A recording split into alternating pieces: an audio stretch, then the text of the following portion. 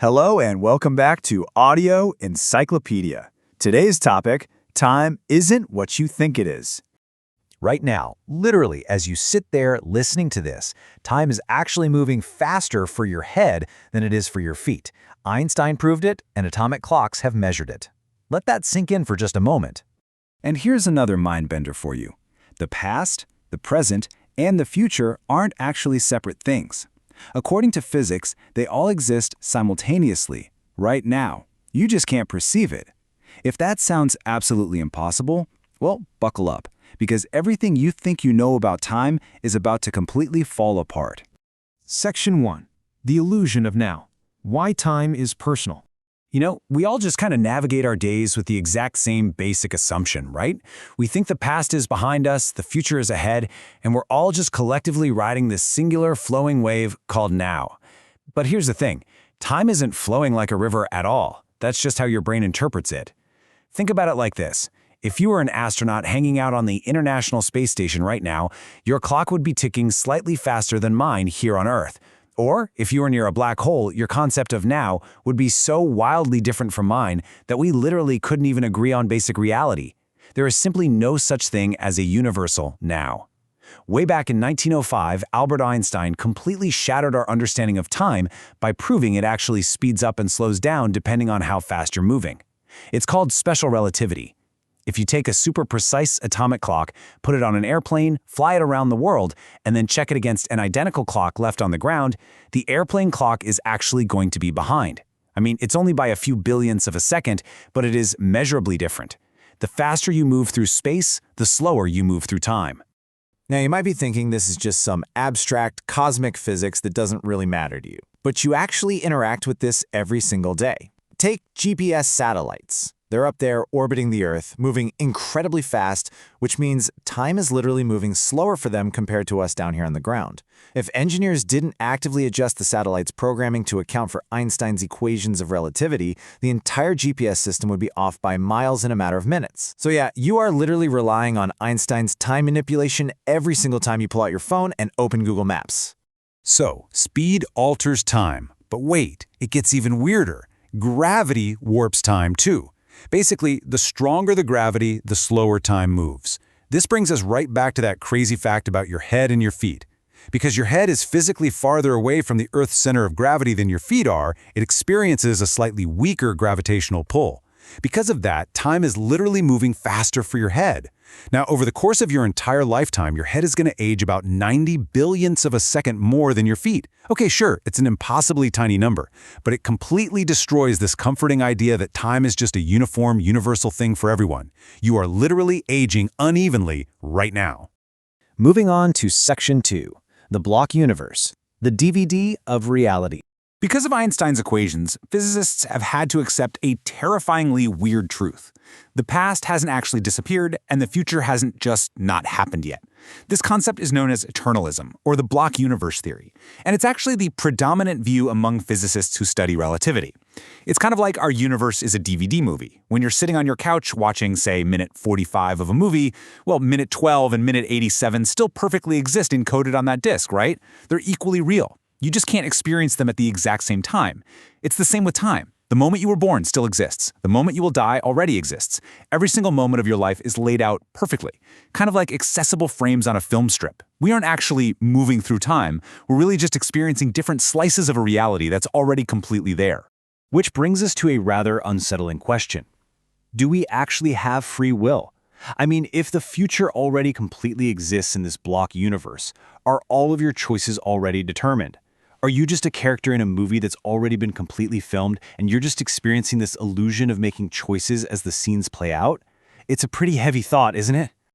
But hey, before we spiral into a full-blown existential crisis, let's consider a massive contradiction in science.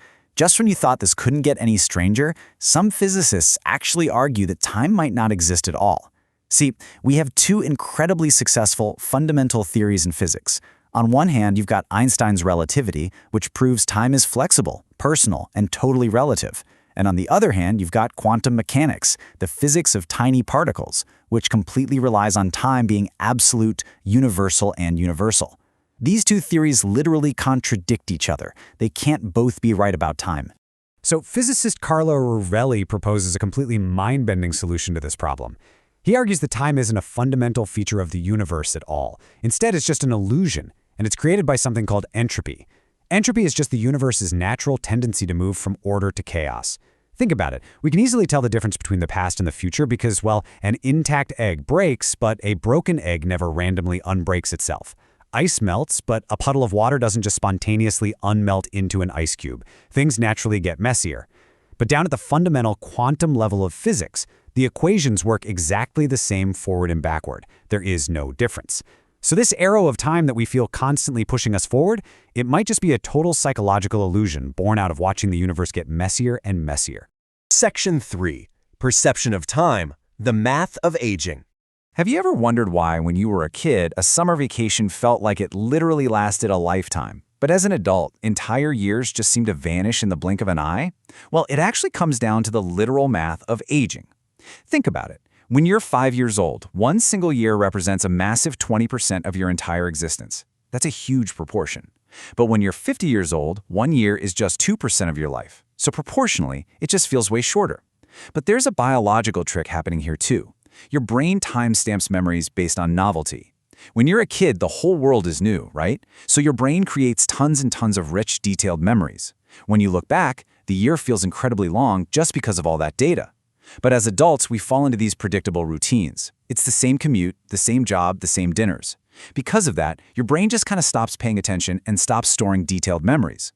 So if you want to slow down time, you literally have to break your routine. Travel somewhere new. Learn a completely new skill. Just force your brain to pay attention to novelty again. And I promise you, time will feel slower. Section 4.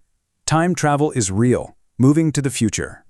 Now, believe it or not, traveling to the future is actually a 100% scientifically proven fact. We literally know exactly how to do it using Einstein's two methods. If you could travel in a spaceship at near light speed, or if you could get super close to a massive gravitational field like a black hole, decades would pass back here on Earth while you would barely age at all. So, going forward in time, that's really just an engineering problem at this point. But traveling backward to the past, well, that creates some massive universe-breaking issues, like the famous grandfather paradox. The idea is, if you go back in time and accidentally prevent your grandparents from meeting, then you're never born.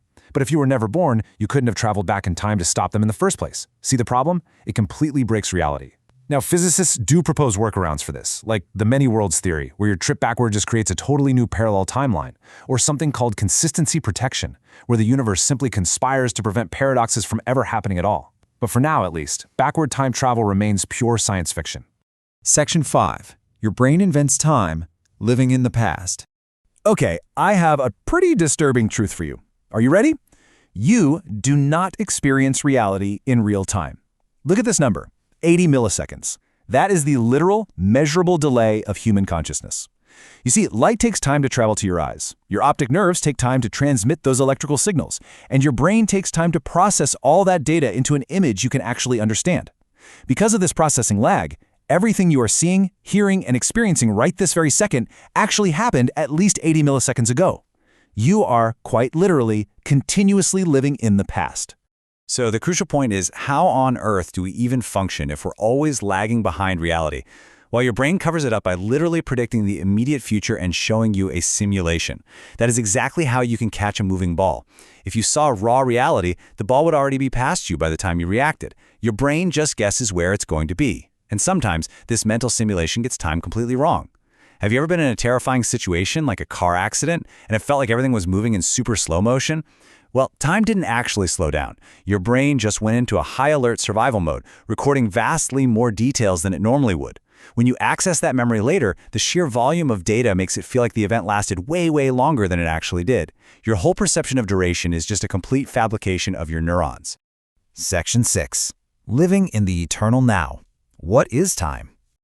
So, after navigating atomic clocks, entropy, and brain simulations, we really have to ask the big question. What actually is time? Is it a physical dimension? Is it just a psychological illusion? The honest answer is that, despite all of our advanced physics and centuries of philosophical debate, we still don't fully know. But we do know one thing for absolute certain. There is no master clock in the universe keeping cosmic time. Time is deeply, fundamentally personal.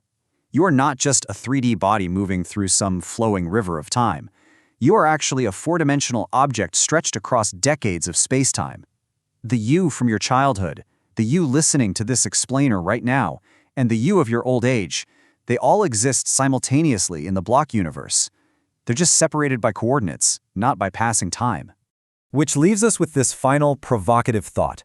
If the river of time is just an illusion, and the past and the future are simply different locations in a frozen block of reality, are you ready to live entirely in the eternal now?